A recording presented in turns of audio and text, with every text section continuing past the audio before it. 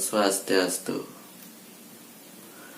Perkenalkan, nama saya Nagung Warhalit Swatjana Wiratama dari kelas 11 MIPA 3 dan nomor absen saya yaitu nomor absen 1.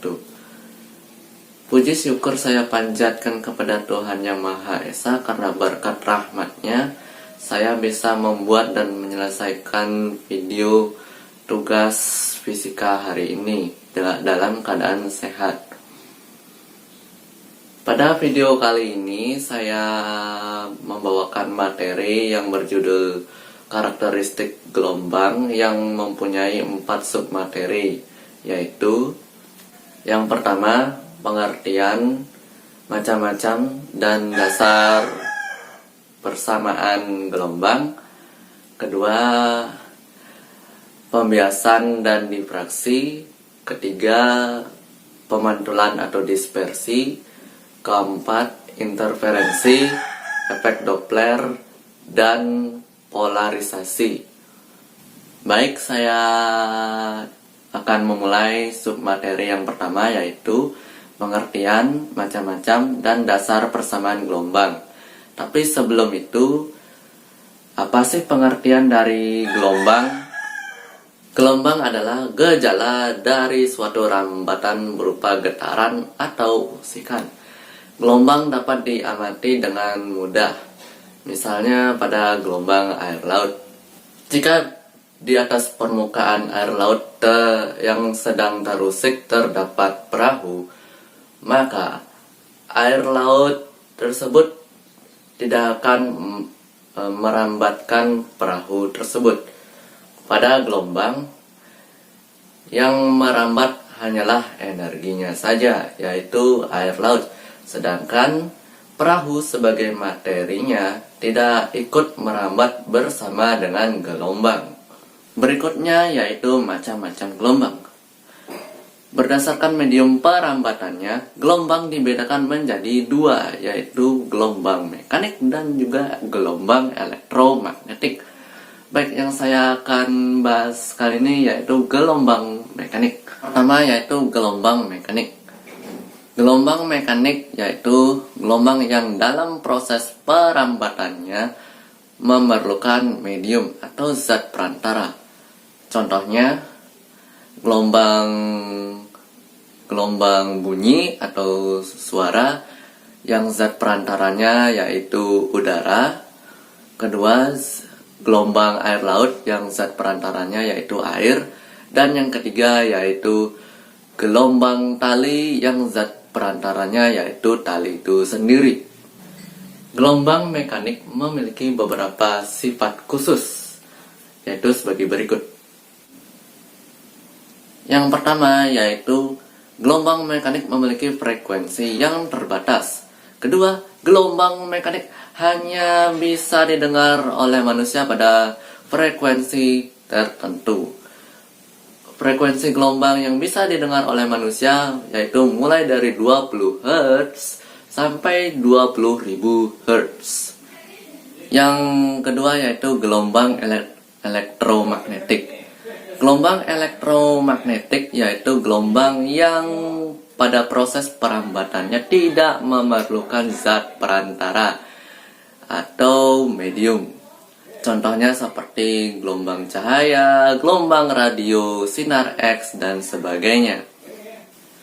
Gelombang elektromagnetik memiliki beberapa sifat khusus, yaitu yang pertama, gelombang elektromagnetik memiliki frekuensi mulai dari 10 pangkat 3 sampai 10 pangkat 20 Hz. Gelombang elektromagnetik tidak sensitif terhadap pendengaran, namun ada yang sensitif terhadap cahaya, seperti cahaya tampak.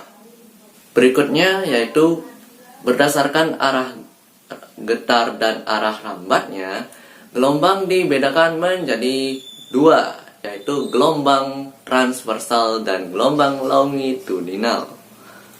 Baik, yang pertama saya akan bahas yaitu gelombang transversal.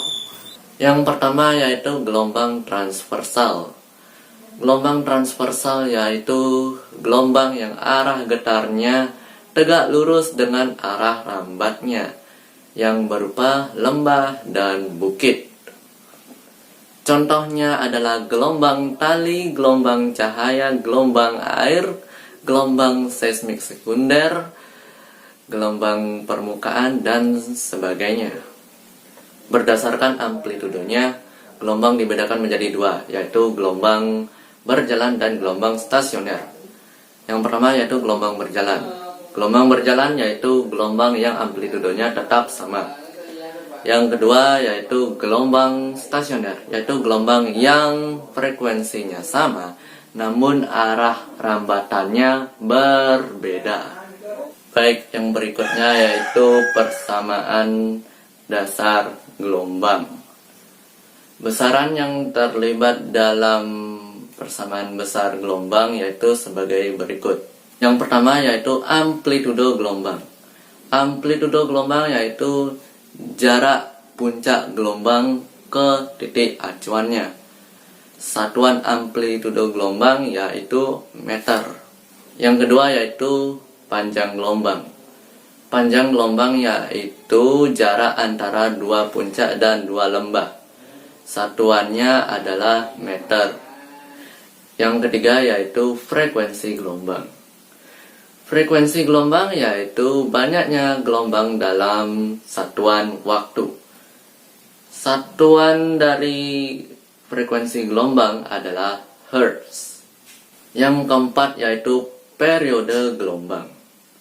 Periode gelombang ini adalah waktu yang dibutuhkan gelombang untuk menempuh satu panjang gelombangnya. Satuan dari periode gelombang ini adalah sekon. Yang kelima yaitu cepat rambat gelombang. Cepat rambat gelombang yaitu waktu yang dibutuhkan gelombang dalam tiap sekon. Satuan dari cepat rambat gelombang yaitu meter per sekon. Baik, materi selanjutnya yaitu karakteristik gelombang. Karakteristik gelombang dibedakan menjadi 7, yaitu yang pertama yaitu pembiasan atau refraksi. Pembiasan atau refraksi adalah peristiwa pembelokan arah lintasan gelombang yang terjadi karena gelombang melewati bidang batas antara dua medium dengan indeks bias yang berbeda. Yang kedua yaitu difraksi. Difraksi yaitu pelenturan atau penyebaran gelombang ketika melewati celah. Pada peristiwa difraksi, semakin besar gelombang yang melewati celah, semakin kuat pula gelombang yang akan dilenturkan. Yang ketiga yaitu refleksi atau pemantulan. Pemantulan atau refleksi adalah peristiwa pengembalian seluruh atau sebagian gelombang ketika bertemu dengan bidang batas antara dua medium. Yang keempat yaitu dispersi. Dispersi adalah penguraian atau penyebaran suatu gelombang ketika melalui sebuah medium. Dispersi dapat diamati ketika cahaya putih atau disebut dengan polikromatis melalui sebuah kaca prisma. Sehingga cahaya putih yang terkena kaca prisma tersebut akan terurai menjadi cahaya monokromatis. Baik, selanjutnya ada interferensi gelombang. Interferensi gelombang adalah peristiwa yang terjadi ketika dua buah gelombang saling bertemu dan saling berpadu.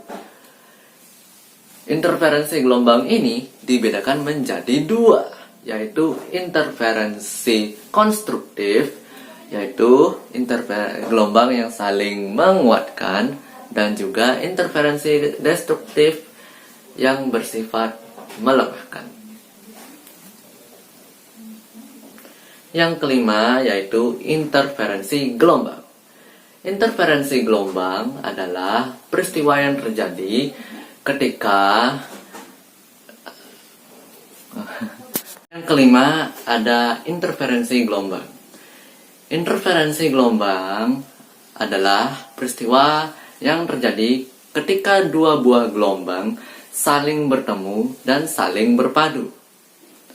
Interferensi gelombang dibedakan menjadi dua, yaitu interferensi secara konstruktif atau saling menguatkan, dan interferensi secara destruktif atau saling melemahkan.